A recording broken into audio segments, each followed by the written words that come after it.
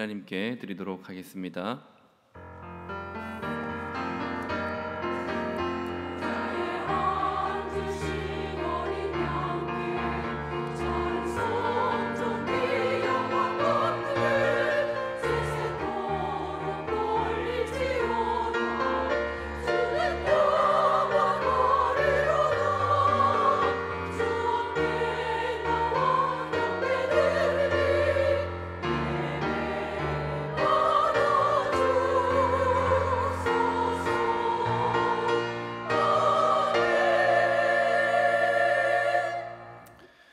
우리를 죄의 고통과 황폐함 속에서 건지신 삼위 하나님께 영광과 찬송을 드립니다. 이 세상의 고통 속에 방황하는 우리 영혼에 생수를 부으시고 새 힘을 얻어 다시금 주를 위해 살기를 다짐하는 시간이 되게 하여 주시옵소서. 예수님의 이름으로 간절히 기도드립니다. 아멘. 찬송가 384장입니다. 찬송가 384장 찬송한 후에 김종자 권사님 대표 기도하시겠습니다.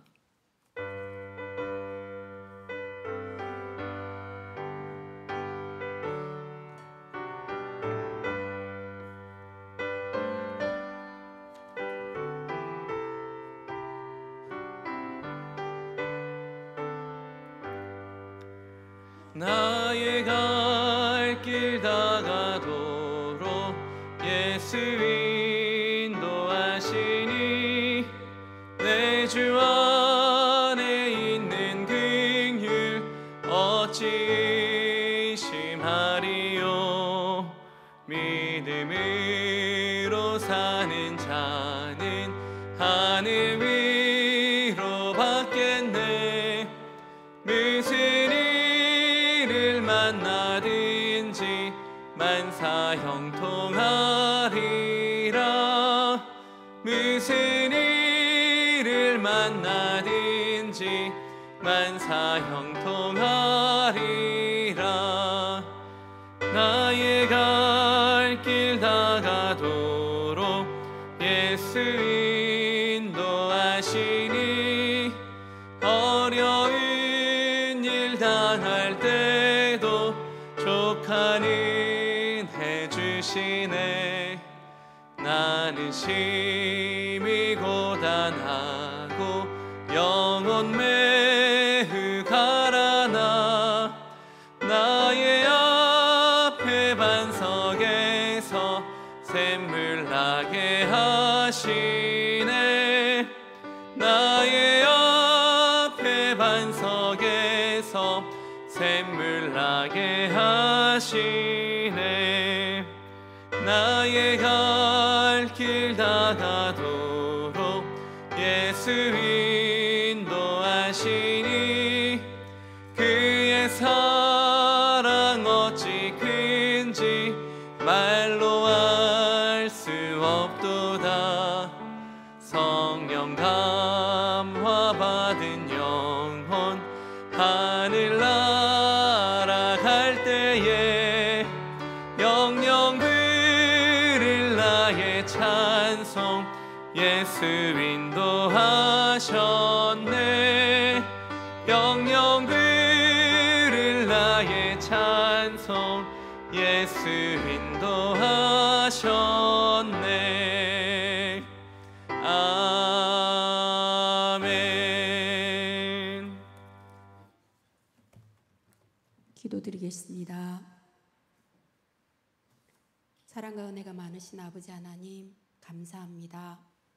이 수요일날 저녁에도 하나님께서 저희들을 불러주시고 이전에 나와 하나님께 예배드릴 수 있도록 허락하여 주시니 감사합니다.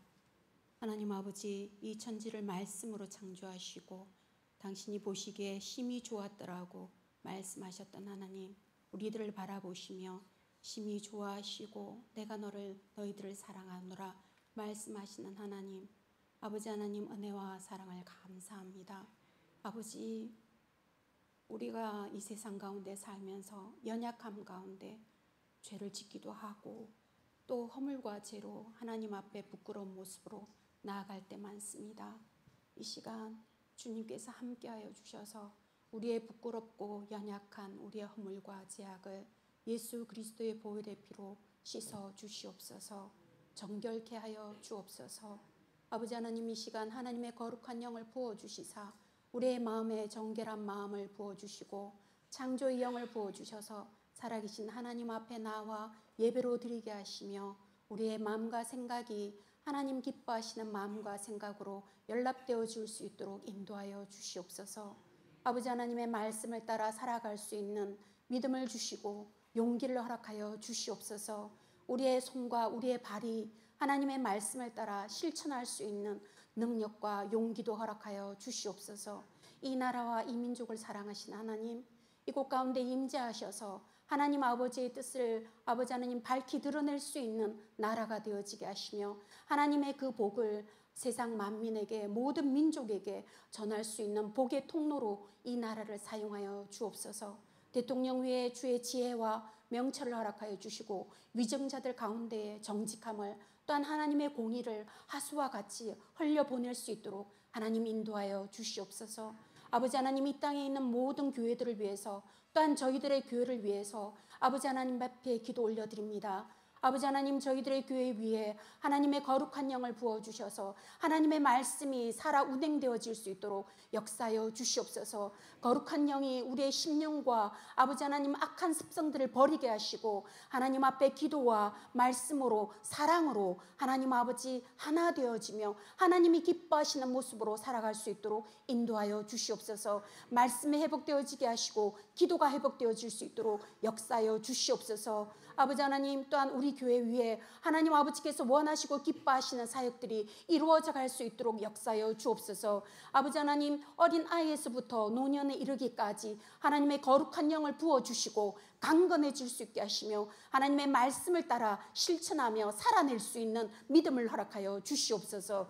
또한 아버지와 저희들이 준비하고 있는 캄보디아 비전 트립을 위해서 기도합니다. 아버지는 그 땅에 갔을 때 하나님의 복이 흘러나갈 수 있도록 역사하여 주시옵소서. 부족한 저희들의 모습들은 십자가 뒤에 감추어 주시고 오직 주님의 사랑이, 오직 주님의 말씀이, 주님의 그 권능이 그 땅 가운데 드러남으로 죽었던 영혼들이 살아 일어나며 하나님을 바라볼 수 있게 하시며 하나님을 향하여 찬양하며 기뻐할 수 있도록 인도하여 주옵소서. 또한 그 땅 가운데 역사하고 있는 일하고 계신 선교사님들을 위로하여 주시고 아버지 하나님, 저희들이 주님의 복의 통로로 온전히 쓰임받을 수 있도록 역사하여 주시며 저희들을 위해서 기도하고 있는 모든 기도가 주님께 온전히 상달되어지기를 원합니다.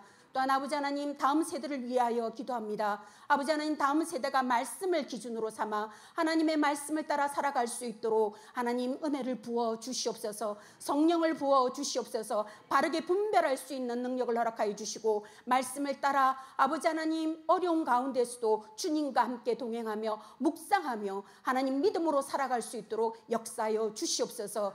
군사로, 하나님의 군대로 일어설 수 있는 믿음을 다하여 주시옵소서. 아버지 하나님, 연약한 우리 아버지 하나님 성도들 하나님께서 기억하여 주시고 아버지 하나님 육체의 힘을 더하여 주시고 하나님 앞에 참으로 나와 예배 드릴 수 있는 기쁨을 더하여 주시고 하나님 바라고 원합기는 아버지 하나님 병상에서 간절히 기도하는 그 기도가 주님께 상달되어지므로 육신이 치료되어지고 회복되어지므로 하나님을 찬양하며 기뻐하며 주님과 동행할 수 있도록 역사하여 주옵소서.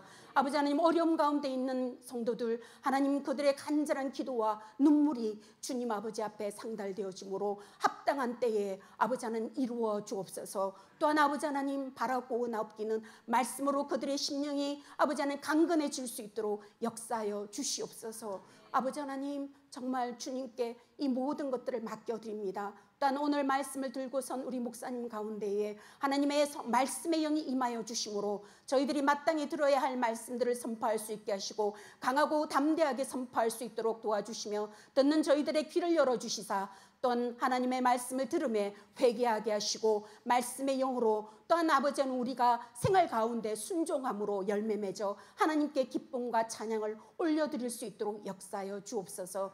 아버지 하나님, 정말 알지 못하고 기도하지 못한 것 많습니다. 또한 우리의 허물과 죄악 가운데서도 늘 우리의 기도를 들어주고 응답하고 계시는 하나님, 꺼져가는 등불도 꺼지지 아니하시는 하나님, 주님께서 모든 것들을 들으시고 가장 합당한 때에 가장 귀한 것들로 채워주실 것을 믿고 아버지 하나님께 감사하며 이 모든 것 예수 그리스도 이름으로 기도합니다.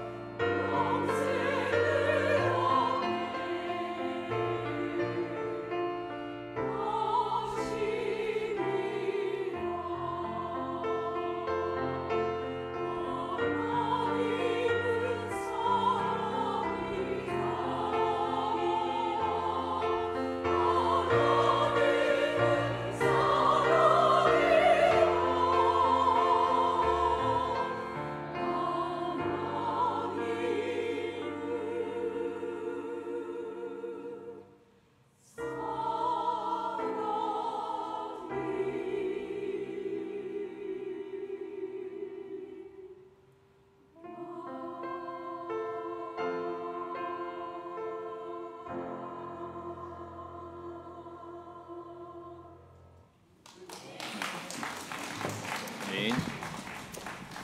하나님께서 오늘 우리에게 주시는 말씀 예레미야 애가 1장 1절부터 22절까지입니다. 예레미야 애가 1장 1절부터 22절입니다. 한 절씩 교독하도록 하겠습니다. 슬프다 이 성이여, 전에는 사람들이 많더니 이제는 어찌 그리 적막하게 앉았는고. 전에는 열국 중에 크던 자가 이제는 가부같이 되었고, 전에는 열방 중에 공주였던 자가 이제는 강제 노동을 하는 자가 되었도다. 밤에는 슬픔이 물이 밤에 흐름이여, 사랑하던 자들 중에 그에게 위로하는 자가 없고 친구들도 다 배반하여 원수들이 되었도다. 유다는 환난과 많은 고난 가운데에 사로잡혀 갔도다. 그가 열국 가운데에 거주하면서 쉴 곳을 얻지 못하며 그를 핍박하는 모든 자들이 궁지에서 그를 뒤따라 잡았도다. 시온의 도로들이 슬퍼하며 절기를 지키러 나아가는 사람이 없음이로다. 모든 성문들이 적막하며 제사장들이 탄식하며 처녀들이 근심하며 시온도 곤고를 받았도다. 그의 대적들이 머리가 되고 그의 원수들이 형통함은 그의 죄가 많음으로 여호와께서 그를 공고하게 하셨음이라. 어린 자녀들이 대적에게 사로잡혔도다. 딸 시온의 모든 영광이 떠나가며 그의 지도자들은 꼴을 찾지 못한 사슴들처럼 뒤쫓는 자 앞에서 힘없이 달아났도다.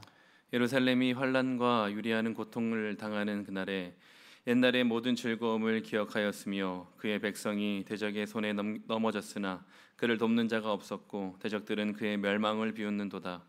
예루살렘이 크게 범죄함으로 조속거리가 되었으니 전에 그에게 영광을 돌리던 모든 사람이 그의 벗었음을 보고 업신여기며 그는 탄식하며 물러가는도다. 그의 더러운 것이 그의 옷깃에 묻어 있으나 그의 나중을 생각하지 아니하며 그러므로 놀랍도다. 놀랍도록 낮아져도 그를 위로할 자가 없도다.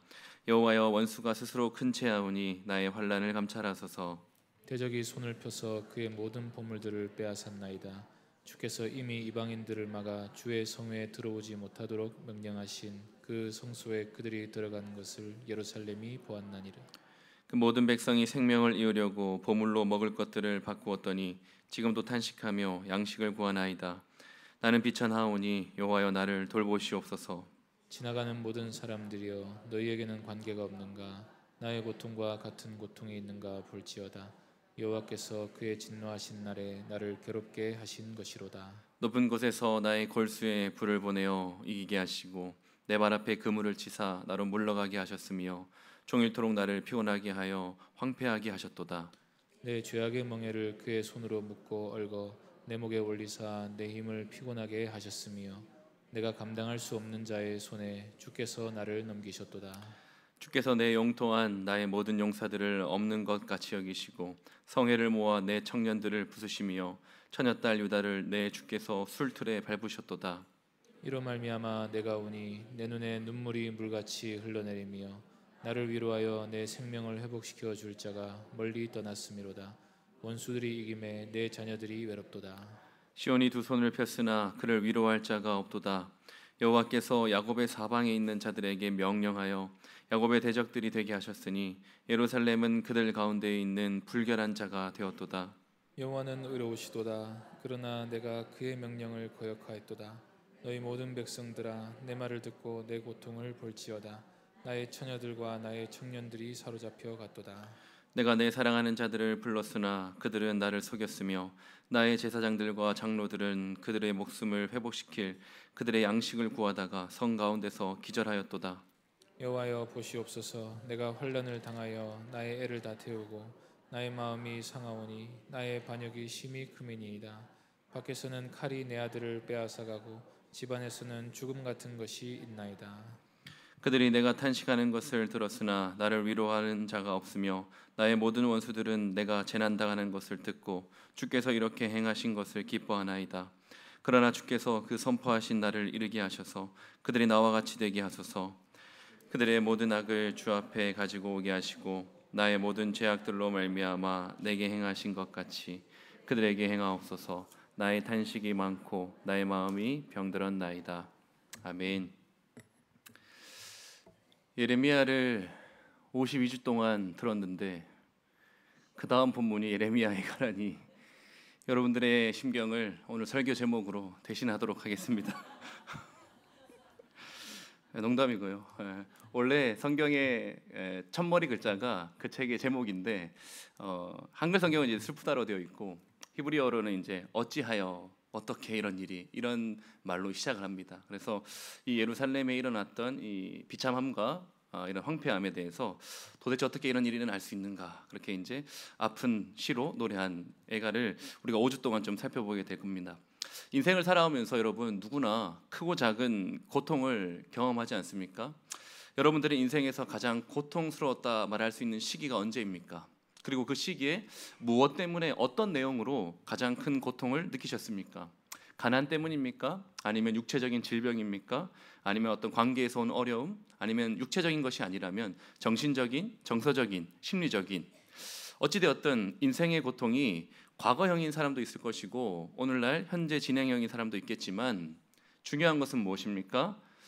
우리가 예수를 믿는다고 해서 신자들에게 그 고통이 피해가지 않는다는 것입니다. 하나님이 우리가 믿음이 좋다고 해서 고통과 걱정이 하나도 없는 꽃길만 걸어가게 하지 않으신다는 거죠. 우리가 52주 동안 봐왔던 예레미야가 가장 대표적인 사람 아닙니까? 예레미야에게는 인생이 즐겁다 또는 인생을 즐겁게 산다라는 말이 전혀 어울리지 않는 사람입니다. 아내도 가질 수 없고 자식도 없었습니다. 그리고 사람들에게 좋은 대우를, 선지자 역할을 하고 있으니까 사람들에게 좋은 대우를 받기는커녕 멸시와 조롱 그리고 수많은 오해에 시달렸습니다. 그리고 사랑하는 조국 예루살렘이 불타 없어지는 고통을 미리 들었고 그리고 실제로 다 지켜봤습니다. 인생의 고통의 문제는 신앙의 여부와 상관이 없습니다. 믿음이 신실한 사람이라고 해서 그 사람에게 인생의 고통과 슬픔이 비켜가지 않는 법입니다. 이처럼 단순히 예수를 믿는다는 것만으로 고통에서 완전히 배제되거나 고통이 다 사라지지는 않겠지만 앞으로 5주 동안 이 예레미야 애가를 통해서 예수를 믿으면 고통을 보는 관점과 시각이 달라지고 더 나아가서 예수를 믿는 것만이, 예수를 참되게 믿는 것만이 이 고통 많은 세상을 살아갈 수 있는 가장 안전한 길이라는 것을 깨달을 수 있는 시간이 되기를 바랍니다. 특별히 예레미야 애가는 오늘 1장은 두 부분으로 나눌 수 있습니다. 전반부와 후반부인데 예레미야 애가라는 시 자체가 우리가 시편 119편을 봤던 것처럼 알파벳시로 되어 있습니다. 자음이 22자인데 그래서 1장이 자음 하나씩 해서 22절입니다. 3장을 제외하고는 다 22절씩 되어 있습니다. 애가가 굉장히 정교하고 또 질서정연하게 짜여져 있는 운율이 있는 시입니다. 근데 그 시에서 다루는 내용이 뭡니까? 슬픔과 고통이라는 것입니다. 전반부 1절부터 11절 딱 절반이죠. 1절부터 11절에는 무엇을 얘기합니까?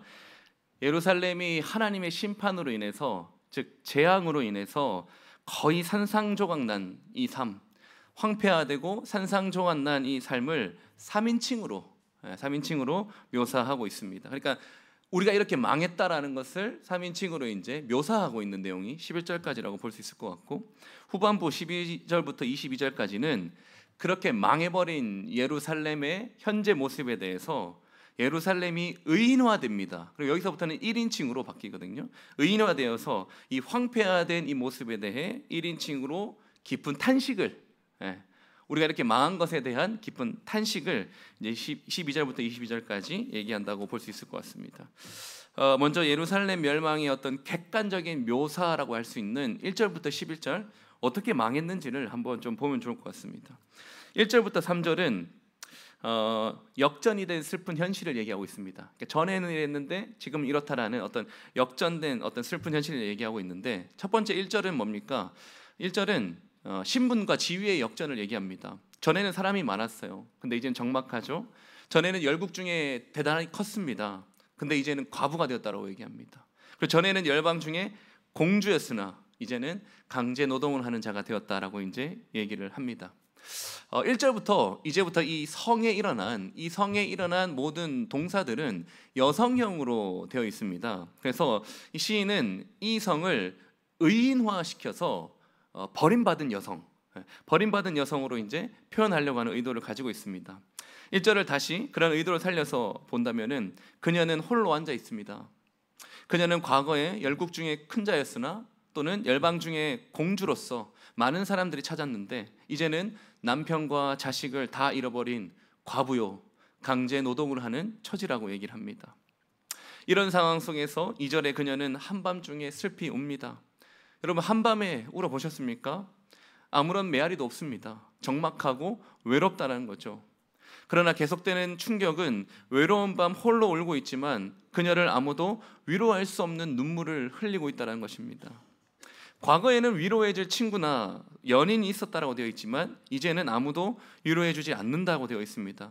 여기 과거에 사랑하는 자, 옛 연인이죠. 그리고 친구들로 표현된 사람들은 유다가 실제적으로 정치적으로 기대했던 동맹국들입니다.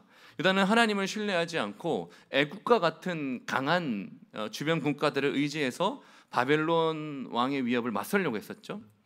그리고 이 정치적인 동맹국, 정치적인 동맹, 이 사람들은 이제 사랑하는 자들, 연인으로 표현한다는 것은, 이 은유는 또 한편으로는 어떤 은유가 생각나게 하냐면 하나님이 유다의 남편이라는 은유를 상기시킵니다. 유다는 다른 연인이죠. 다른 연인들을 의지함으로써 남편이었던 하나님을 배반하고 영적인 간음을 저지른 거죠. 그러니까 어떻게 됩니까? 3절에 보시면은 하나님께서 종살이하던 이스라엘을 출애굽시켜서 약속의 땅에 보냈는데 지금은 그 땅에서 쫓겨나서 사로잡혀갔고 결국에 쉴 곳을 찾지 못했다라는 말로 끝납니다. 하나님께서 출애굽을 시키고 가나안 땅에 이스라엘 백성들을 들여보내신 궁극적인 목적은 백성들이 거기에서 안식하기 위함이었습니다. 그런데 이제 그 안식의 땅에서 쫓겨나서 더 이상 안식을 찾을 수 없는 거죠.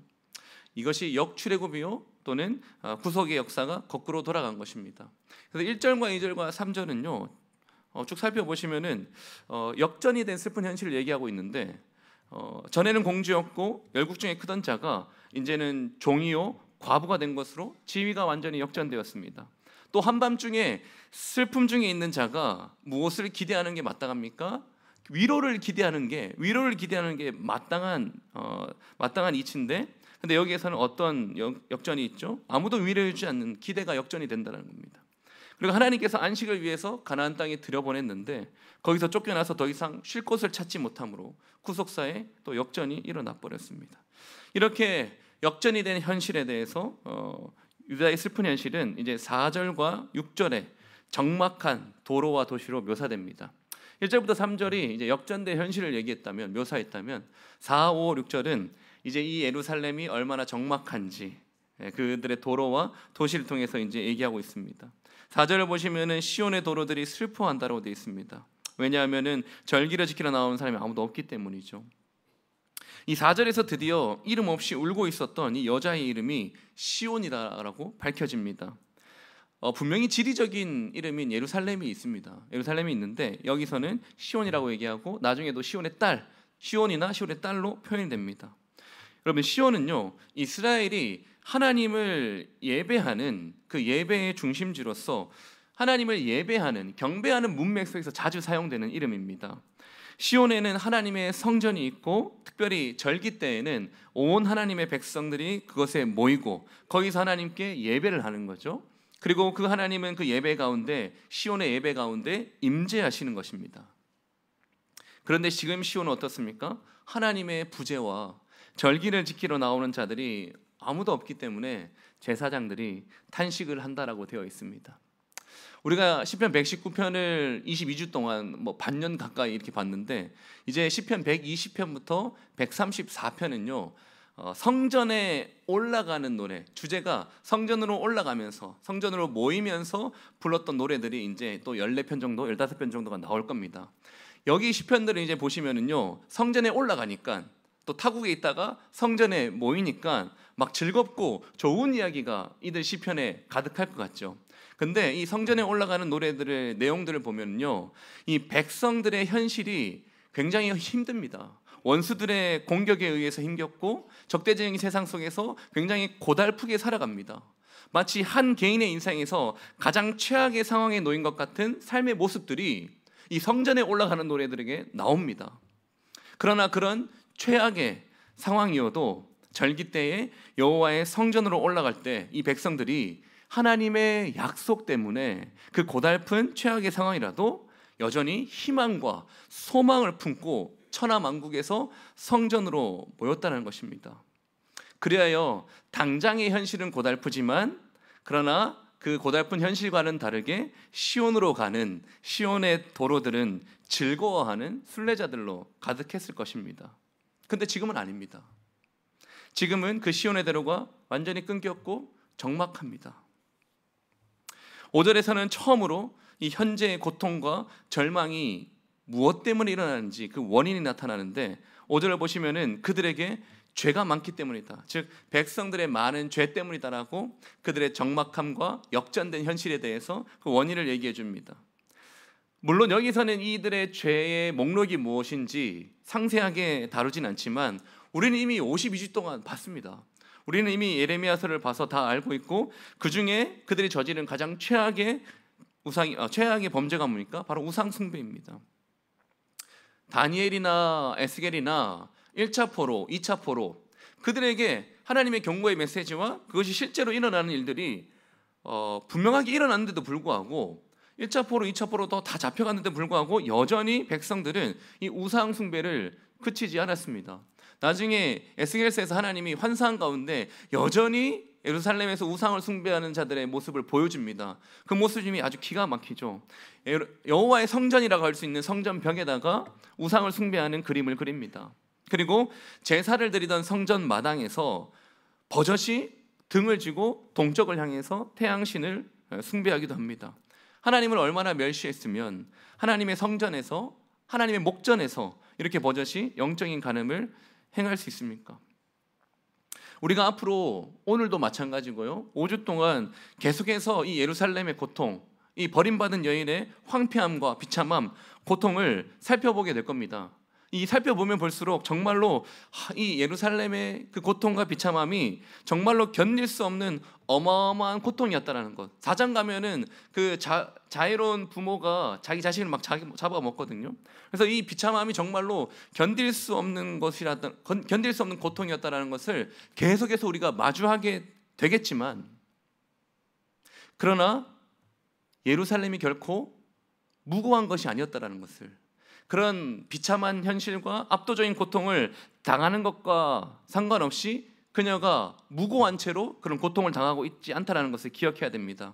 그녀의 고통이 예루살렘의 고통이 상상을 초월하지만 그 원인을 설명하기가 불가능한 것이 아닙니다. 이미 1장에서부터 그가 많은 죄악 가운데 놓여 있었다는 것을 말하고 있습니다.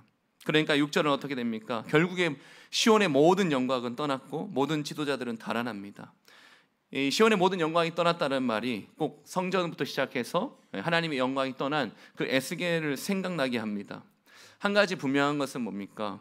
예루살렘 성전이 파괴되었기 때문에 하나님의 영광이 떠난 것이 아니라 이미 하나님께서 예루살렘 파괴 전야에 이미 그 성전을 버리셨단 말입니다. 이런 위기 상황에서 우왕좌왕할 때 지도자들이 방향을 제시하고 추스려야 될 텐데 6절을 보시면 지도자들도 힘 한번 써보지 못하고 그냥 달아나는 것, 도망치는 것이 겨우였습니다. 적막한 도로와 도시가 이렇게 표현되고 7절부터 10절은 예루살렘이 강탈을 당하고 그로 인해 수치를 당한다는 묘사를 하고 있습니다.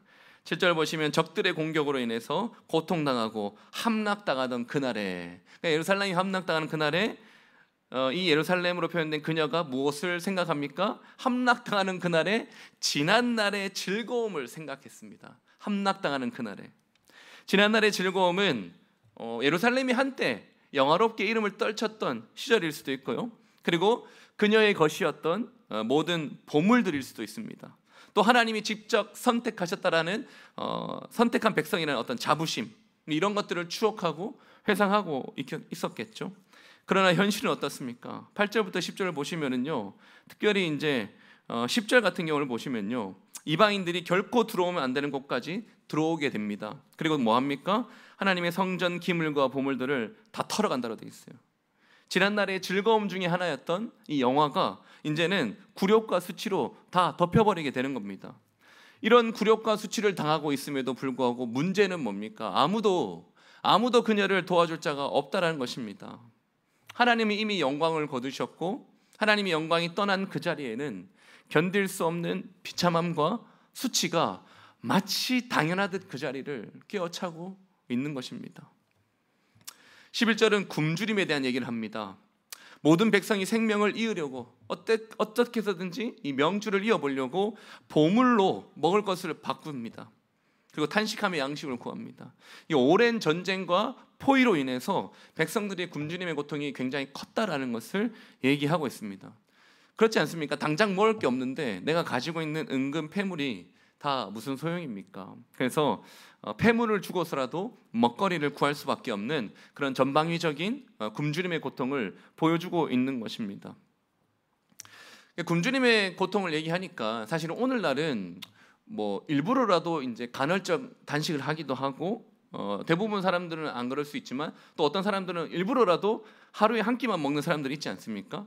그렇게 이제 생각해서 굶주림에 대한 얘기를 되게 어떤 고통, 비참함 이런 것과 약간 멀게 생각하실 수 있는데 오늘날 우리가 하는 단식과는 완전히 다른 상황이라는 것을 좀 기억하셨으면 좋겠습니다. 냉장고 문을 열면 얼마든지 먹을 게 있어서 언제든지 먹을 수 있지만 단식을 하는 것과 당장 오늘 먹을 것도 없고 그리고 내일뿐만 아니라 앞으로도 쭉 먹을 것이 보장되지 않는 상태에서 오늘을 굶어야 한다는 것은 굶주림이 주는 육체적 고통 못지않게 정신적인 고통도 어마어마한 것입니다. 오죽했으면은 부모가 그 자녀들을 삶아 먹습니까? 이처럼 시인은요, 역전이 된 현실과 적막한 도로 그리고 강탈로 인한 수치 그리고 굶주림으로 인한 절망 이렇게 예루살렘의 비참한 상황을 묘사했습니다. 이제 이런 비참한 상황을 두고 예루살렘이 의인화되어서 1인칭으로 탄식하기를 시작합니다. 어떻게 탄식합니까? 대표적으로 나의 고통을 보라 이렇게 얘기합니다. 12절에 나의 고통을 보라 지나가는 모든 사람들이여 나와 같은 고통을 당하는 자가 있는가 볼지어다. 나의 고통을 보라고 얘기합니다. 왜 지나가는 모든 사람들에게 나의 고통을 말하고 있습니까? 나의 고통을 봐달라고 하는 것은 긍휼에 대한 부르짖음입니다. 지금 자신의 비참한 상황을 보면 지나가는 사람들은 분명히 자신을 불쌍히 여길 것이라고 생각하는 거죠. 마치 오늘날 얘기하면은 고달픈 삶으로 인해서 완전히 망가져 버려서 거리에 살고 있는 노숙자 곁을 지나가는 그런 느낌이 오늘날의 비슷한 유비일 수 있습니다. 사람들은 그런 사람들을 보면서 동정하고 긍휼히 여겨주죠. 그런데 이렇게 자신의 고통을 보라고 말하는 이 여인의 고통이 정말로 슬프게 들리는 이유는 이 모든 고통이 어디에서 비롯되었는지, 이 모든 고통이 무엇 때문인지 그녀가 인식하고 있기 때문입니다. 어떻게 됩니까? 하나님이 높은 곳에서 불을 보내신 것이고 하나님이 마치 사냥감을 사냥하듯이 그물을 그물은 이 사냥의 이미지거든요. 근데 이때 사냥감이 뭡니까? 사냥감이 예루살렘이라고 하는 거예요. 그물을 펴서 하나님께서 사냥하신 것처럼 자신들을 사냥했다라고 이제 얘기를 하고 있습니다. 그렇게 나의 고통을 봐달라라고 탄식하는 거죠. 두 번째로 대표적인 탄식은 뭡니까?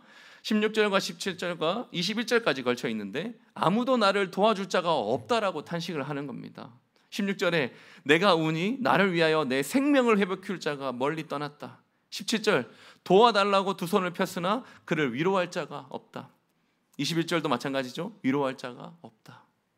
울고 있는 그녀를 도와줄 사람이, 위로해 줄 사람이 없다라는 것이 너무나 비참한 상황입니다.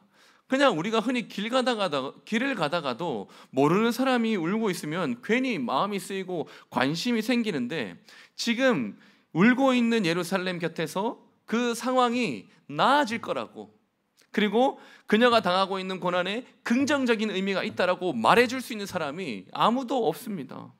그래서 울기만 계속하는 겁니다.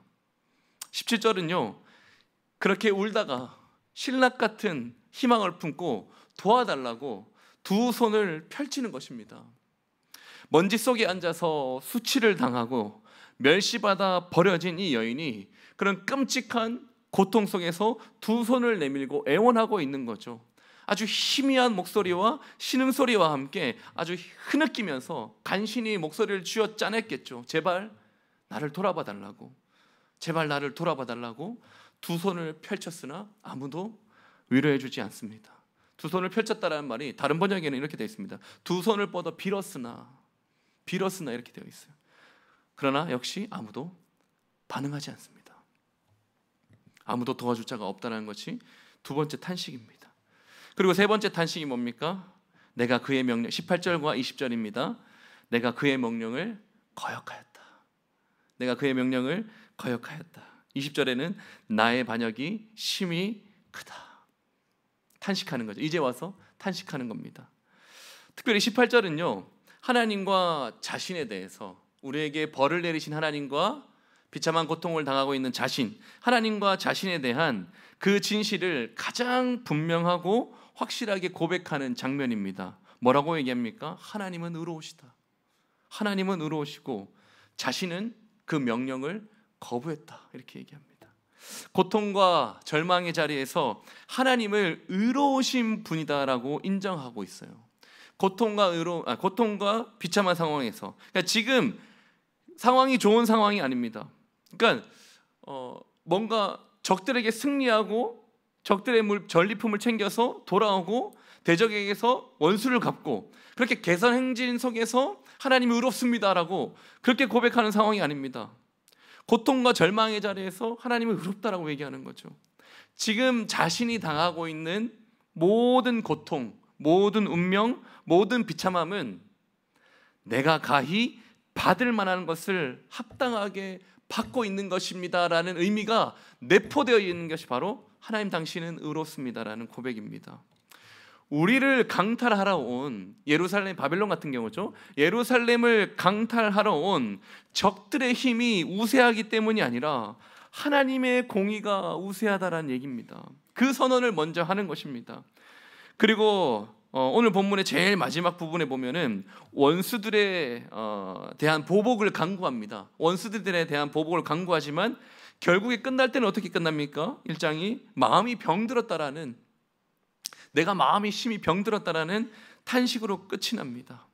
내가 하나님의 명령을 거역했고 의로우신 하나님의 명령을 거부했고 그러려 내 마음이 병들었다라고 탄식하면서 나의 고통을 보라고 얘기하고 아무도 나를 도와줄 자가 없다라고 얘기하고 내가 하나님의 명령을 거역했기 때문이라고 탄식하면서 1장을 마치고 있는 겁니다. 이처럼 예레미야 애가 1장은요 슬픔으로 가득 찬 이 세상의 어느 한 지점으로부터 시작합니다. 그리고 그 세상 속에서 눈물 날 정도로 비참하게 버림받은 한 여인을 보여주고 있죠. 그녀의 고통은 총체적이고 아무도 위로해 줄 사람이 없는 완전한 외로움이었습니다. 그리고 우리는 이 모든 비참함과 외로움과 이 모든 일의 원인, 그리고 그 모든 일의 이유로서 그녀의 많은 죄와 그녀의 어리석음의 결과로 그 모든 고통을 당하고 있다는 것도 1장을 통해서 우리가 알게 되었습니다. 우리가 그녀의 고통과 왜 그런 고통을 당할 수밖에 없는지에 대한 모든 내용들을 다 살펴봤음에도 불구하고 이 예루살렘의 고통, 그녀의 고통에 대해서 우리가 동정과 연민의 감정을 일방적으로 품을 수 없는 이유가 있다면, 이 고통을 당하는 예루살렘에 대해서 연민과 동정의 감정만을 일방적으로 품을 수 없는 이유가 있다면 그것은 바로 그녀의 죄가 원인이었기 때문일 겁니다.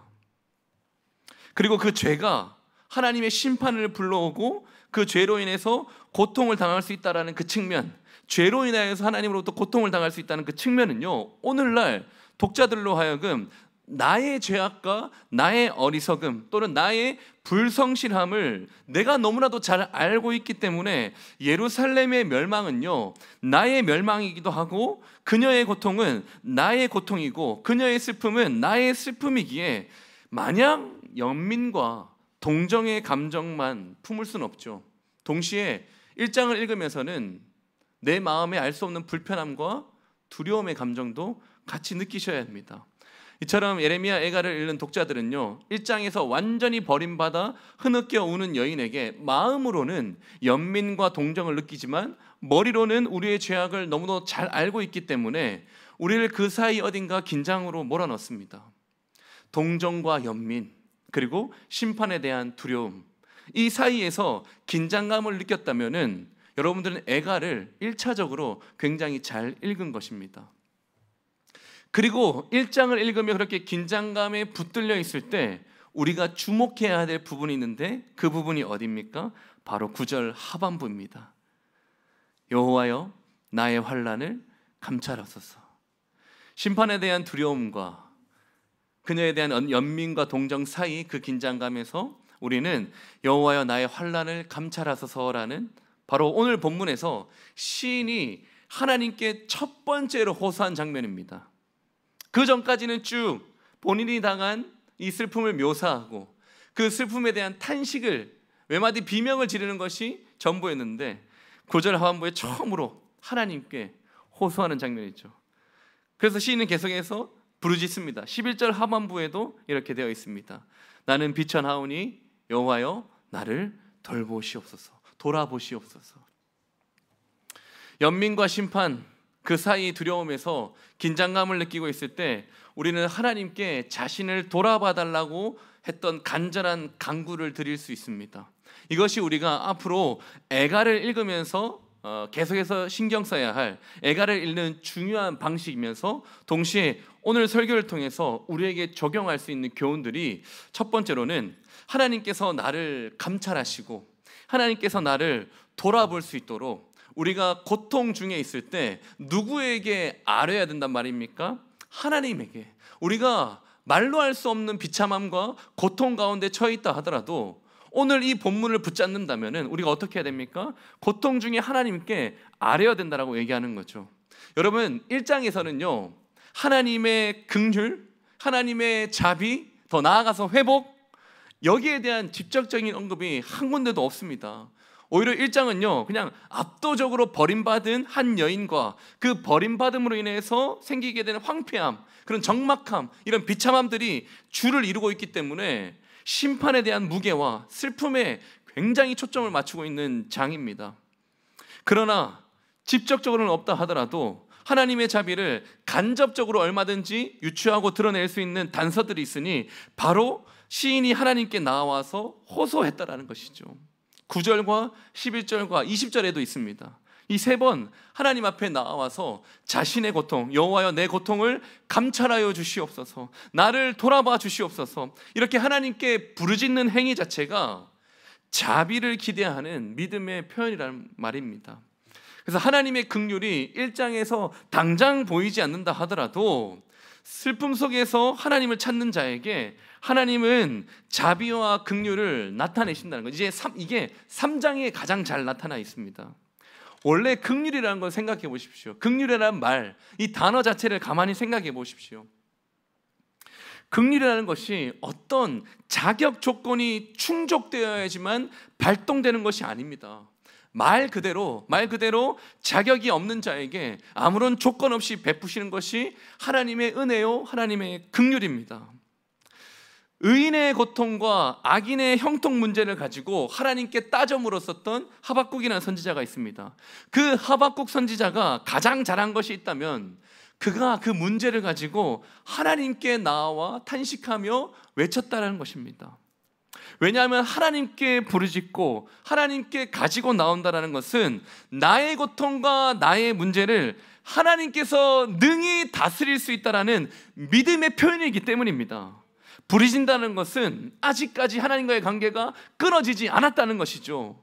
진짜 심판은 하나님께 부르짖을 마음조차 사라져버리는 것이 진짜 심판입니다. 그러니까 애가를 지은 이 시인은요 말로 닿을 수 없는 고통과 비참함 가운데 시달리고 있지만 그 비참함에 시달리고 있지만서도 여전히 신앙의 관점에서 이 고통을 소화해 보려고 하는 것입니다. 그래서 하나님께 나와서 계속해서 비참하지만 호소하는 거죠. 시인이 고통 가운데도 여전히 신앙과의 관점에서 이 고통을 소화해 본다는 것의 또 다른 증거 중에 하나가 이 애가가 가지고 있는 독특한 구조라고 저는 생각합니다. 애가의 구조는 아까 제가 앞서 얘기했던 것처럼 알파벳의 형식을 가지고 있습니다. 그래서 매우 구조가 정교하고요 질서정연하게 되어 있습니다. 근데 제가 궁금해서 질문이 들었어요. 보통 인간이라면, 그냥 일반적인 사람이라면 이런 압도적인 고통 앞에서, 이런 압도적인 수치와 이런 압도적인 황폐함 속에서 감정이 터져버리고 무질서한 언어로 그냥 냅다 부르짖는 것이 그런 상황이 보통 아닙니까? 질서정연하고 정교하고 이런 게 아니라 이 압도적인 고통 앞에서 감정이 그냥 터져버리는 거죠. 그리고 냅다 그냥 자기가 무슨 말을 하는지도 모르고 그냥 울부짖긴 말입니다. 울음소리처럼 울부짖는 거죠. 그런 상황인데도 시인은 알파벳 C의 형식이라는 정교한 구조 안에 자신의 모든 고통을 집어넣어 버립니다. 고통을 통해서 통제 불가능한 감정으로 흘려버린 대신에 이 나에게 찾아오는 고통과 수치, 이것을 통제 불가능한 감정으로 흘려보내는 대신에 질서와 형식을 통해서 기도로 승화를 시키신 거죠. 시인이 이렇게까지 할 수 있는 이유 뭡니까? 시인이 이렇게까지 정교한 구조 안에 자신의 고통을 다 집어넣어서 하나님 앞에 기도로 승화시킬 수 있는 이유가 뭡니까? 바로 나의 고통과 나의 문제를 하나님께서 능히 다스릴 수 있다라는 믿음이 있기 때문입니다. 사랑하는 여러분, 고통의 순간에도 감정은 절규하지만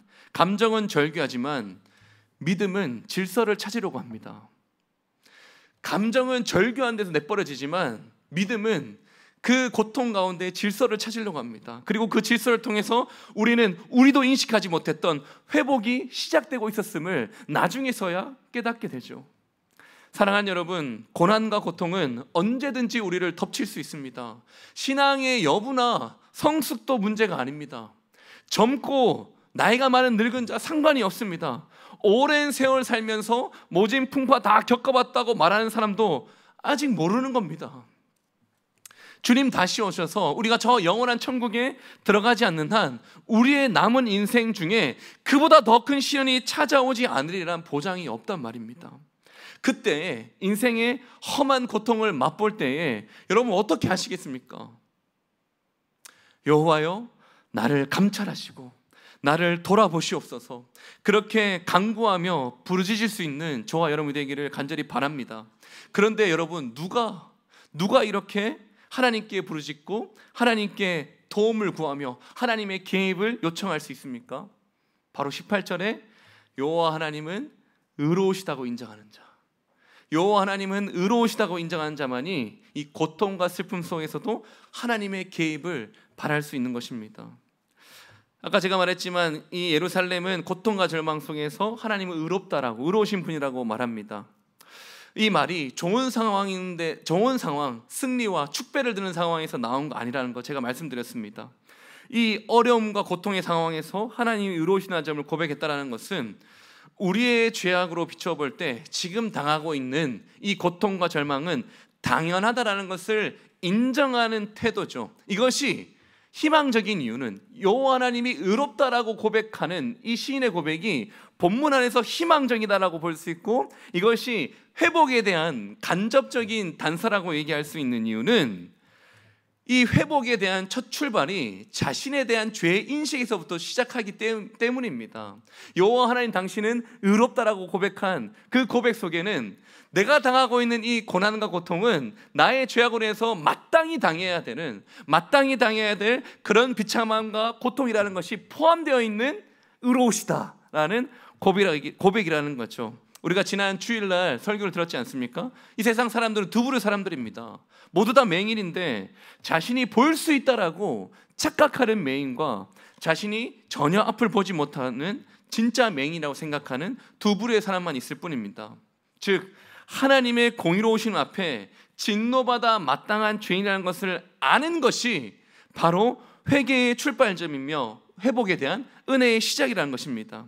그런 측면에서 18절에 시인이 하나님의 의로우심을 인정한 장면은 자신이 보지 못하는 맹인이다라는 것을 고백하는 장면이죠. 그렇기 때문에 1장에서 직접적으로 단서가 드러나진 않지만 이 하나님의 의로우심으로 자신의 죄악됨을 충분히 인정하고 있는 이 시인에게, 이 예루살렘에게 회복이 암시적으로 일어날 것이다라는 것을 우리는 알 수 있습니다. 그리고 하나님의 의로우심을 인정한다라는 것은 자신의 죄인됨을 인정하는 것도 있지만 자신의 죄인됨을 인정하는 데서 그치지 않고 실제로 회복에 대한 신학적인 이유, 이 회복에 대한 신학적인 근거가 하나님은 의롭다라는 것에 달려 있습니다. 즉 하나님의 이 징계의 이유가 하나님이 의롭다라는 것이 징계의 이유가 되긴 하지만 또한 회복의 이유가 되는 것도 하나님이 의롭다라는 것에 달려 있습니다. 왜냐하면 하나님께서 이 심판에 대해서 감정적이거나 변덕스럽게 백성들을 벌하셨다면 회복에 대한 소망도 미지수였을 겁니다. 그냥 감정적으로 변덕스럽게 내가 너희를 변한다 이랬으면은 회복도 미지수였겠지만, 하나님이 심판이 의롭고 하나님이 일관된 기준에 의해서 심판을 내린 것이라면은 회복도 그분의 일관된 의와 그분의 자비의 틀 안에서 얼마든지 기대할 수 있는 것이 되는 거죠. 그러기 위해서 구약의 선지자들이 한결같이 말했던 한 가지 조건이 뭡니까? 바로 회개죠. 회개. 스바냐서에서, 주일 오후에 들었던 스바냐서에서 말했던 것처럼 여호와를 찾고 공의와 겸손을 구하는 것입니다. 그러므로 18절은요, 본문이 단순히 오늘 1장이 그냥 슬픈 감정에만 몰두하고 있는 것이 아니라 그 슬픈 감정에서 회개를 통해 하나님을 향한 신뢰로 나아가도록 방향전환을 일으키는 매우 중요한 구절이라는 거죠. 18절은요, 이 예루살렘의 폐허 위에서 외쳐진 가장 정직하고 신학적인 고백입니다. 여호와는 의로우시다라는 고백은 그 심판이 정당하고 우리의 죄가 그 원인임을 인정하는 동시에 회복이 가능하다라는 신앙의 씨앗을 품고 있는 고백입니다. 사랑하는 성도 여러분, 우리도 이렇게 말할 수 있어야 되지 않겠습니까? 설령 내가 고통 중에 있다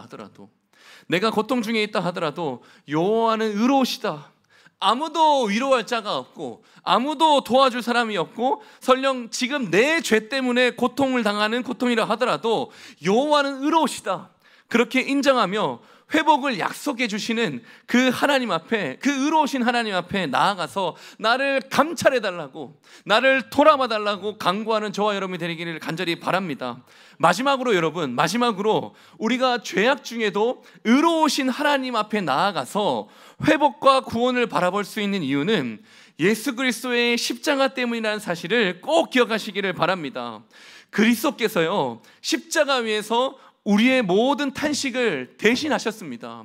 예루살렘이 당하고 있는 고통과 탄식이 오늘날 동일하게 우리가 쏟아내야 될 탄식과 고백임에도 불구하고 예수 그리스도께서 십자가에서 우리의 모든 탄식을 대신하셨습니다. 예레미야 애가 1장은요, 총체적인 고통 속에서 버림받은 그 예루살렘의 탄식입니다. 시인도 고백했던 것처럼 자기들의 죄로 인해 심판받아 마땅하기 때문에 누구도 그들을 변호할 수 없습니다. 누구도 그들을 위로해서는 안 됩니다. 그러나 이 장면은 단지 과거의 역사적인 사건만을 얘기하는 것이 아니라 오늘날 우리 모두의 죄악된 실존, 우리가 가지고 있는 그 죄악으로 말미암아 하나님의 어떤 심판과 하나님의 진노 가운데 보여주는 사건이란 말입니다. 우리 모두는 각자의 죄로 인해 완전히 고립될 수밖에 없는 존재들입니다. 고통 속에서 여호와여 나를 감찰하시고 돌아보소서라고 부르짖을 때에 하나님은 영원한 침묵으로 응답하지 않고 예수 그리스도의 십자가로 우리에게 응답하셨단 말입니다. 그 예루살렘의 황폐함 속에 감추어져 있는, 오늘 본문에 그 예루살렘의 황폐함 속에 감추어져 있는 하나님의 깊은 뜻은 바로 그 자리, 그 언덕 위의 십자가에서 완전히 드러나 버렸습니다. 예수 그리스도께서 이 땅에 오셔서 예루살렘이 당한 그 총체적인 고통, 그 총체적인 저주를 자기 몸에 짊어지셨습니다. 그리스도께서 우리를 대신하여서 하나님께 버림받으심으로 이제 우리가 하나님께 나를 돌아보소서, 나를 감찰하소서 얘기할 때 하나님이 우리를 외면치 않는 것입니다. 이제 우리는 더 이상 하나님께 나아갈 수 없는 그런 비참한 죄인이 아니라, 탄식 가운데 울어야 되는 죄인이 아니라 예수 그리스도의 보혈로 담대히 은혜의 보좌 앞으로 나아갈 수 있는 자가 되었다는 것을 믿으시기를 바랍니다. 십자가는요, 하나님의 의로우심이 가장 분명하게 나타난 자리이면서도 동시에 하나님의 긍휼과 자비가 가장 충만하게 흘러내린 자리입니다. 그리스도 안에서 하나님의 의는 더 이상 우리를 정죄하는 칼날이 아니라 우리를 회복시키는 근거요, 회복된 우리가 가지고 있는 내용입니다. 우리가 의롭다니요, 하나님 앞에 진노받아야 될 우리가 의롭다니요, 더 이상 우리를 정죄하는 칼날이 아니라 우리의 회복의 근거이면서 우리가 회복된 내용으로 가지고 있는 것이 바로 하나님의 의란 말입니다.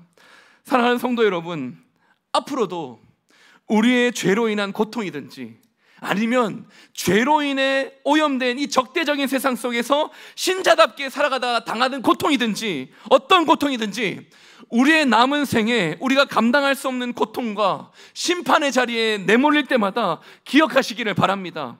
우리 대신 버림받으신 예수님이 거기 계시기 때문에 우리는 여전히 하나님께 나를 돌아봐 달라고, 나를 감찰하소서라고 구할 수 있고 반드시 하나님으로부터 응답을 받을 수 있습니다. 십자가 때문에 말입니다.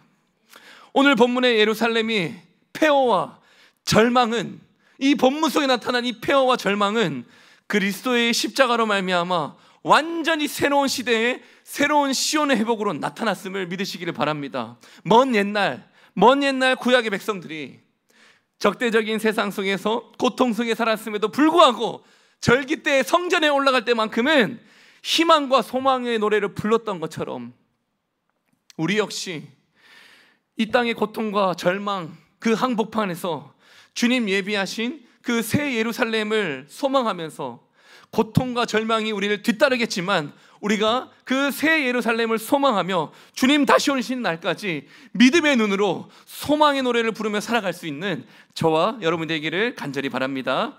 제가 기도하겠습니다.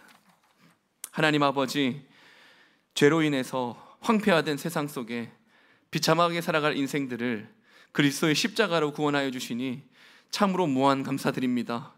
그러나 주님 다시 오실 때까지 아직 이 땅이 고통이 여러 가지 모양으로 남아있으니 날마다 하나님 앞에 나와 탄식하며 기도하게 하시고 우리 주님 다시 오실 때까지 새 예루살렘을 소망하며 믿음으로 살아갈 수 있는 우리 교회가 되게 하여 주시옵소서. 예수님의 이름으로 간절히 기도드립니다. 귀한 말씀 감사드립니다. 우리 교회에서 협력하고 있는 박은희 선교사님이 오셔서 우리 잠시 선교 사항을 좀 들어보도록 하겠습니다.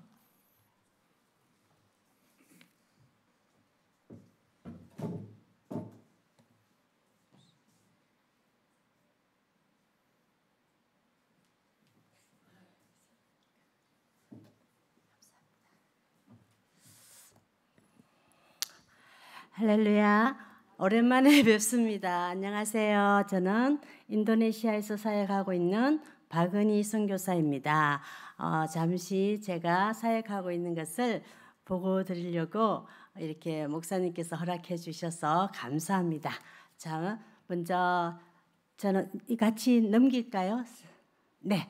저는 2006년 4월 23일 파송받은 GMS 교단 선교사입니다. 그다음 그리고 이건 이력입니다. 제 이력인데 여러분 다 모르시는 분을 위해서 이렇게 써왔습니다. 네, 그다음 저는 인도네시아의 반둥, 빨랑까라야, 암펠, 렘방, 소레앙 지역에서 사역하고 있습니다. 거기 우리 인도네시아 지도고요. 빨간색 지역을 이렇게 표시해 둔 겁니다. 그다음 우리 인도네시아는 크리스찬이 8.7% 정도입니다.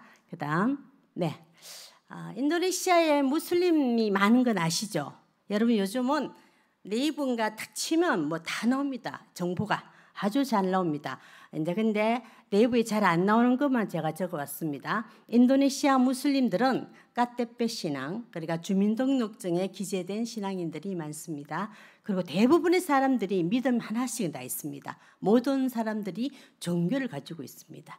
그다음 약성 무슬림입니다. 그래서 조금 전도가 가능합니다. 그리고 할랄 음식 문화 여러분도 알다시피 돼지고기와 술을 금기시하고 있습니다. 그다음 이슬람 신앙인들이 이게 신앙 고백 아시죠?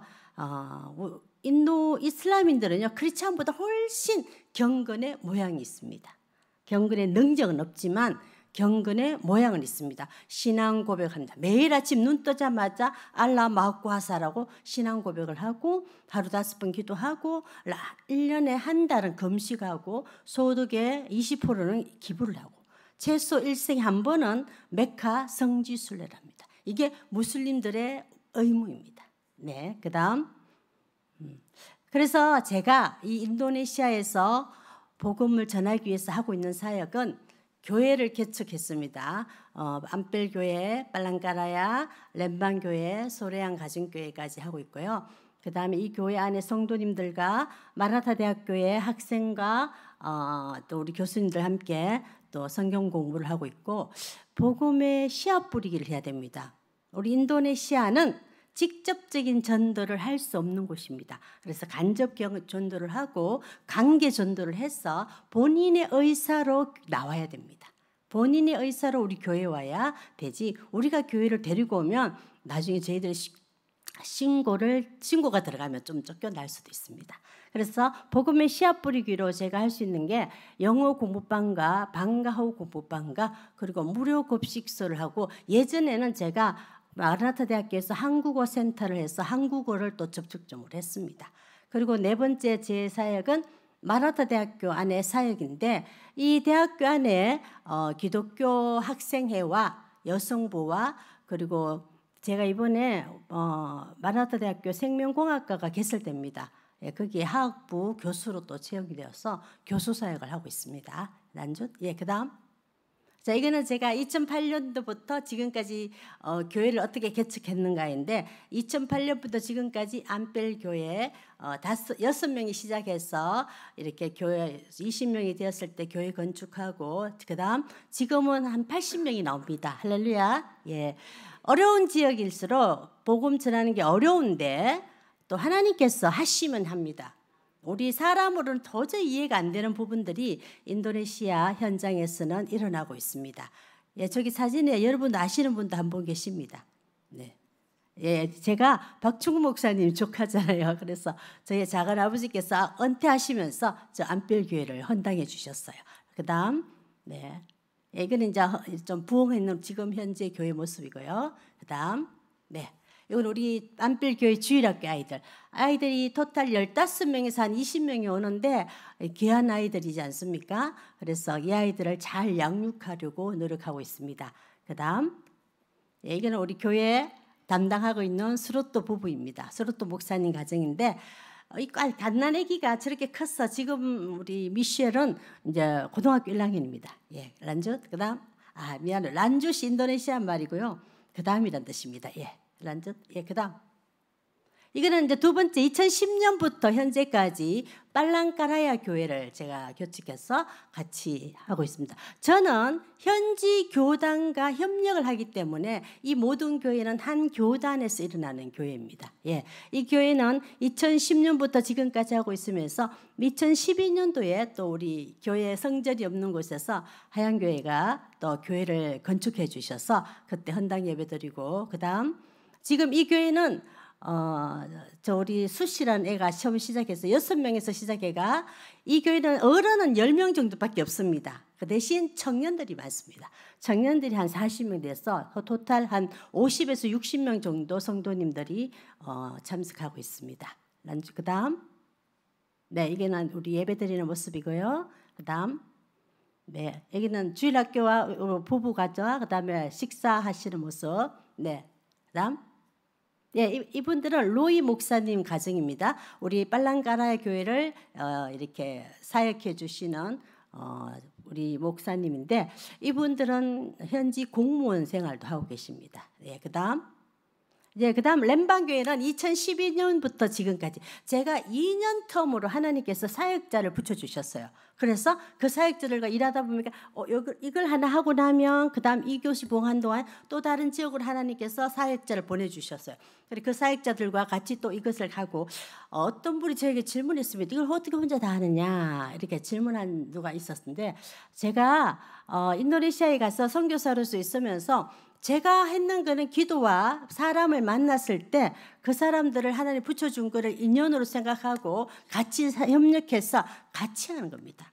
제 혼자는 못하지 않습니까? 현지 교단과 현지 사역자들과 함께 교회를 개척하고 지금까지 내려오고 하고 있습니다. 이게는 렘방인데요. 렘방에는 사역자가 싱글 여성입니다. 수씨라고 이분을 우리 유스를 세워놨습니다. 유스를 세워놓고 제가 지금 현재는 반둥에서 렘방 거리가 한 40분 거리인데 이 교회를 출석하고 있습니다. 그 다음 네, 얘도 렘방 교회의 모습이고 저 중간에가 우리 인도네시아 전통 음식 모습입니다. 란주 그 다음 네. 자, 이게 렘바교회 주일학교, 여기는 지금 성장하고 있는 주일학교의 모습인데요. 아이들은 15명 정도고 청소년이 한 20명 정도 있습니다. 여러분이 생각하는 게 좀 다르죠. 우리 인도네시아는 교회가 세워지기 굉장히 어렵고 자기 이름으로 자기 입으로 내가 크리스찬이라고 말할 수 있는 자들이 되기까지는 시간이 한참 걸립니다. 그런데 이 아이들을 저희들이 지금 잘 양육하려고 우리 산띠가 이 아이들을 담당해서 지금 사역하고 있습니다. 그다음 네, 조금 전에 제가 말씀드렸는데 이렇게 복음을 전하려면 접촉점이 없으면 제가 막 찾아가서 전도하면 이분들이 겁냅니다. 겁내고 저를 신고를 해요. 그런데 이분들이 찾아올 수 있는 상황을 만들어주면 됩니다. 그것이 저희들이 공부방이었고 어린이 영어 공부방, 그다음 2025년 1월 13일부터 시작한 렘방 무료 급식소입니다. 이 무료 급식소에는 물론 어려운 자들이 오고 동네 주민들의 허락하에 열린 급식소입니다. 그래서 저희 교회 성도님들이 일단 1인당 한 사람씩 담당해서 월요일부터 토요일까지 급식을 하면서 하루에 40명으로 잘랐는데 지금은 한 70명까지 와서 사람들이 굉장히 좋아하는 장소가 됐어요. 오면 혈압도 재주고 그다음에 필요한 머리 잘라주고 뭐 이런 모습도 해줍니다. 그리고 저희들이 이것을 하는 이유는 그다음 이것도 무료 급식하는 모습이고요. 영상이 하는데 제일 큰 거 한번 클릭해 주실래요? 예. 큰 그림 딱 클릭하면 됩니다. 그러면 영상이 돌아갑니다. 안 되나? 예, 오케이, 안 된답니다. 저거는 우리 성도님들이 이제 무료 급식 준비하는 걸 제가 영상으로 만들어서 넣은 겁니다. 그다음 네. 이걸 하는 이유는 딱 두 가지죠. 첫 번째가 복음을 전하기 위한 접촉점입니다. 제가 이 많은 일들을 시간과 물질과 에너지를 소비하는 이유는 무엇입니까? 복음을 전하기 위해서죠. 그리고 두 번째가 어려운 형편의 사람들에게 식사 제공을 위해서 이 무료 급식을 하고 있습니다. 그다음 이제 이 소래안 교회는 가정교회는 여러분이 제가 하는 일이 이게 사방으로 쭉 하는 이유가요. 하나만 딱 하고 있으면 이 하나만 에너지를 쏟아보면 이 효과가 없어요. 근데 여기를 에너지 붓고 여기도 하다가 여기도 하다가 이래 기도를 하면 어느 날 이쪽이 부흥대가 있어요. 제가 그걸 봤기 때문에 이 소래안 가정교회는 보이 목사님이 집에서 자기 동네에 크리스찬이면서 교회 못 나가는 분들을 1명, 2명 데리고 와서 이제 예배드리기 시작했는데 한 6명이 시작해서 지금 이 가정교회인데 이 보이 목사는 신학을 했기 때문에 제가 목사님이라고 하는 겁니다. 학교 교사입니다. 또 종교교사. 그래서 학교에서 복음 전하는 일을 굉장히 열심히 하고 그리고 평일에는 주일 어린아이들과 그리고 성도님 몇 분을 자기 가정집에서 예배드리는 걸 하는데 저에게 찾아왔어요. 내가 이 예배를 시작하고 싶은데 혼자는 좀 힘이 부족하니까 누구의 기도와 누구의 조금 도움이 필요한데 나를 도와줄 수 있겠냐 이렇게 부탁을 했어요. 그래서 제가 기도를 일단 해보자라고 했는데 하나님이 감동을 주셨어요. 이분의 그 에너지, 열정에. 그래서 하나님이 하시지 내가 하는 게 아니고 일단 저는 기도로 도와드리겠습니다라고 시작한 겁니다. 예, 그다음 저는 지금 마라타 대학교에 들어가 있습니다. 이 대학교에 들어간 이유는 비자 때문이죠. 우리 인도네시아는 비자가 아주 어렵습니다. 비자를 받으려면 목적이 있어야 되기 때문에 교수로 들어갔습니다. 처음에는 한국어를 가르치는 교수로 들어갔다가 이제 한국어는 우리 인도네시아에 너무 전반적으로 많이 퍼져 있어서 제가 이 한국어는 이제 그만해야 되겠다고 마음먹은 순간에 작년 10월에 저희 마라타 대학교에 생명공학과가 설립이 되었습니다. 그래서 거기에 제가 화학부로 제가 공업화학과 출신입니다. 예, 그 경북대학교 공업화학과 출신인데 그 박사학위가 있어서 생명공학부 화학 전공자로서 교수가 되었습니다. 그래서 비자를 또 받게 되었습니다. 그다음에요. 그다음 이거는 저희가 마라타 대학교에서 봉사도 하고 세미나도 하고 강의도 하는 모습입니다. 그다음 제일 위의 모습이 이제 새로 되신 총장님, 저희 마라타 대학교에 제가 6대 총장님을 모셨어요. 처음 들어가서 지금까지 제가 16년 차로 있는데 6분의 총장을 모시는데 이 총장님이 저에게 부탁을 하셨어요. 이 생명공학과 교수로 좀 섬겨주면 좋겠다라고 표현하셔서 그래서 제가 수락을 해서 이번에 교수가 된 거고요. 이 교수님은, 이 총장님은 3월 1일자로 발령받으신 분이에요. 예. 그다음, 네, 이 마라타 대교에 봉사하는 모습인데, 예, 그다음 이제 넘겨주면 기도 제목이 나옵니다. 예. 제가 이 귀한 시간을 내서 이렇게까지 하는 이유가 무엇이겠습니까? 여러분의 기도를 받기 위함입니다. 여러분께서 기도해 주셔야만 우리 선교사들은 그 현장에서 사역할 수 있고 지치지 않고, 지칠 때 또 일어날 수 있는 힘이 생기기 때문에 여러분에게 저를 이렇게 한국에 왔을 때 좀 소개하고 또 여러분의 기도를 받기 위함입니다. 여러분 인도네시아를 잊지 마시고 좀 기도해 주시기 바랍니다. 감사합니다.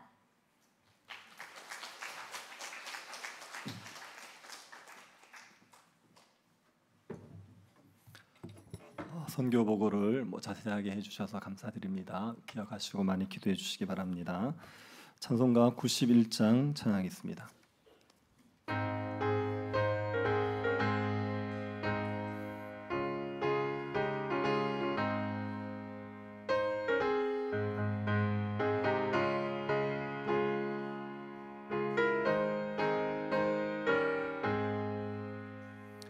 슬픈 마음 있는 사람 예수 이름 믿으면 영원토록 변함없는 기쁜 마음 얻으리. 예수의 이름은 세상의 소망이요 예수의 이름은 천국의 기쁨일세. 거룩하신 주의 이름 너의 방패 삼아라. 환난 시험 당할 때에 주께 기도드려라. 예수의 이름은 세상의 소망이요 예수의 이름은 천국의 기쁨일세. 존귀하신 주의 이름 우리 기쁨 되도다. 주의 품에 안길 때에 기뻐 찬송 부르리. 예수의 이름은 세상의 소망이요 예수의 이름은 천국의 기쁨일세. 우리 갈 길 나간 후에 보좌 앞에 나가 왕의 왕께 경배하며 면류관을 드리리. 예수의 이름은 세상의 소망이요 예수의 이름은 천국의 기쁨일세. 우리 같이 한번 기도하도록 하겠습니다. 하나님께서 우리에게 세상의 고통 가운데서도 그리스도의 십자가를 붙들고 긍휼과 자비를 맛볼 수 있도록 은혜 베풀어 주시기를 기도하시고, 우리 캄보디아 비전 트립 하나님께서 복음을 영화롭게 하는 기회로 삼아 주시기를, 또 우리 박은희 선교사님 사역 가운데 선한 열매가 더욱더 풍성할 수 있도록 은혜 주시고, 주일학교 여름 사역에 은혜를 주시기를, 또 새로운 정부를 하나님께서 선하게 인도하여 주시기를 우리 같이 한번 기도하도록 하겠습니다. 자비하신 하나님 아버지, 저희들이 십자가를 바라보며 고통 가운데서도 소망을 가질 수 있도록 은혜를 주신 것을 감사드립니다. 우리의 죄로 인하여서 다 무너져 버렸을지라도 우리가 십자가를 의지하여 일어서게 하여 주옵소서. 그리스도의 십자가로 말미암아 소망을 가지고 회복의 약속을 기대하며 하나님 앞에 마음을 돌이켜 하나님을 찾을 수 있는 백성들이 되게 하여 주시옵소서.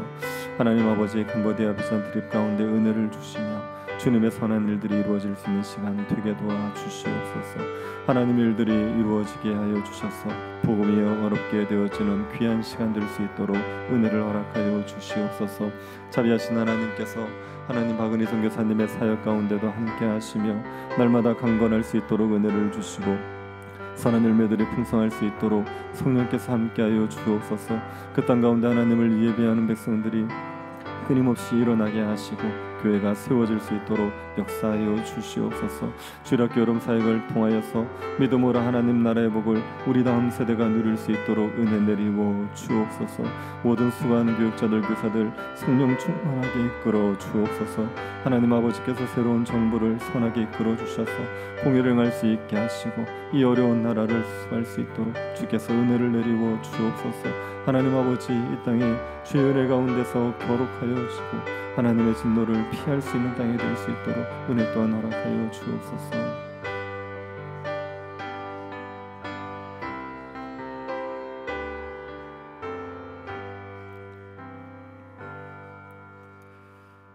지금은 우리 주 예수 그리스도의 은혜와 하나님의 사랑과 성령의 교통 위로하심이 고통 가운데서도 십자가를 바라보며 긍휼을 기대하기를 소원하는 모든 주의 백성들과 박은희 선교사님의 사역지 위에 지금으로부터 영원토록 함께 있을지어다. 아멘.